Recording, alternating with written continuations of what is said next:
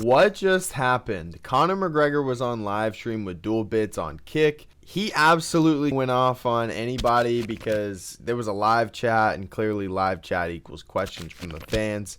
And the fans were asking him whatever the fuck that they wanted. So Conor went off the top with everything that he saw that he was questioned about, and that has to do with fighters, new gloves, how many fights this year, and a lot more. So let me get right into it. I wrote some notes down. So to get started with it, he wants at least 3 bouts this year. 2 are left on his contract, I believe, and he said that they're going to be renegotiating. He also mentioned that he would like to compete in the BKFC, which we all know he is a new owner of, not complete owner, but partly owner. So as we know, the fight with Michael Chandler is going to be happening at 170. He said that he's filled out a lot more than the last time that he fought at 170, so he's trying to get a lot leaner, and then he'll have that fight camp, and he'll be just fine going into 170 against Michael Chandler. Now, Conor also said that he has Dustin Poirier having the ability to knock out Islam Makhachev. He says that the things that Islam is poor and not very good at play right into what Dustin's strengths are, and a little bit of vice versa. So he thinks that this is Dustin's best chance at actually getting the undisputed championship.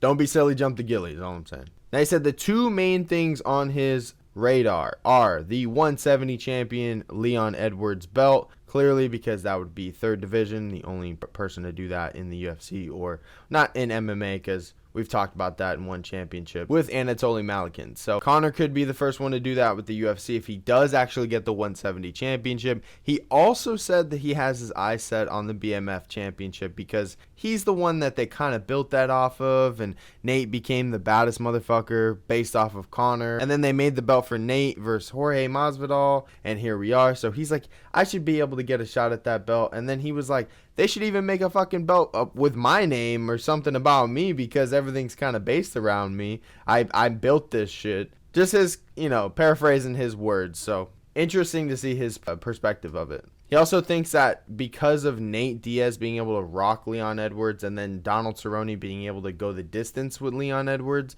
that he bodes well against Leon. Not necessarily, he didn't talk about their style, but just those 2 specific things he mentioned were a good reason, so he thought maybe he could go and get the strap. Now, he also made note that Amazon has been kind of hounding him to try to sign him for Roadhouse 2, but he's in fighter mode, which thank God, because we do not need Hollywood Conor right now. You can do Roadhouse 2 whenever the fuck you want, and I love and appreciate that you realized that and you understood that from the get-go, because you put off doing Hollywood for about 10 years, and then clearly with the leg injury it kind of lined up with everything going on where you had to sit out and etc. And then now you're back, and now you're in fighter fucking mode, and I love that. We love this type of Conor. You're kissing babies, you're hugging trees. Let's go fucking kick some ass. I'm not saying I'm rooting for you against Michael Chandler. I just want to see a great fight for whoever wins, because us fans are going to win regardless. But moving on, he said that he's not interested in Roadhouse 2, and he's just not necessarily going to sign.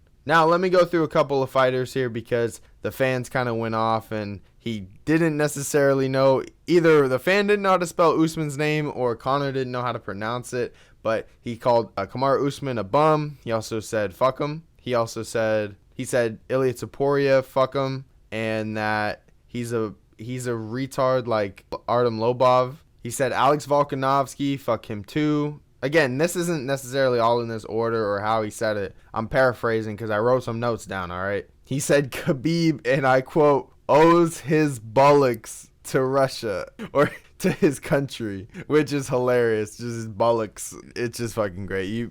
Hopefully you can find that clip somewhere. Maybe I'll play it on top here. It's just hilarious the way he says it. Whether that's true or not, Khabib came out and said it's not true, so who knows. They also asked him about Sean O'Malley. He said that he has respect for O'Malley. He likes O'Malley, and he kind of got caught in the crosshairs when he and Ryan Garcia got into it. Since Ryan Garcia popped for Austrian or whatever it is, and then, clearly in the past, Sugar Sean O'Malley had popped for that as well. But I don't, who fucking really knows whether he was doing that or not. But regardless, moving forward, he made the comparison, and he basically said, fuck you to both of them. And Sean O'Malley got kind of caught in the crosshairs as he was saying it to Ryan Garcia, because they both did the same thing. So that's kind of how he was explaining it. And he's like, I like the kid. We've talked before. I told him that when he was doing this matchmaking shit, you know, don't be doing that. You know, you want to fight anyone, anytime, anywhere. That's the type of champion that you want to be. And then you started to see him fight Peter Yan, Sterling's, Cheeto. You know, you get what I'm saying? That's kind of what Conor was paraphrasing in general. He also said that they'll figure it out. I think that relationship is one that can be resolved and figured out over time. So at least that's what it seems like from Conor's perspective. The fans asked him about Aiden Ross about 2 or 3 times. He said he doesn't know who he is and, you know, just nothing about him. He doesn't know a lick about him. He also, surprisingly enough, I agree with him. It's just surprising because I've seen the narrative around from the whole MMA community. But the fact that he's like, we need to see Jon Jones and Stipe, which I 1000% agree with you, Conor. 1000% agree with you. The fans in the MMA community for Tom Aspinall have been going insane talking about John Duck and Smoke. I'm sorry, I don't agree with that. He's the baddest fucking man on the planet. Bad dude. We'll see him versus Stipe in November. Like I called it days before, just saying. Got a note and a tip from Stipe on the podcast for Jackson Podcast. If you want to see that video, go and check it out. He is in favor of the Jon Jones and Stipe Miocic fighting. I'm happy to hear that. He is an MMA realist. Did I mention, I don't know if I mentioned this or not. I just want to put this in there. It's kind of important. But the new MMA gloves are 3-ounce gloves now.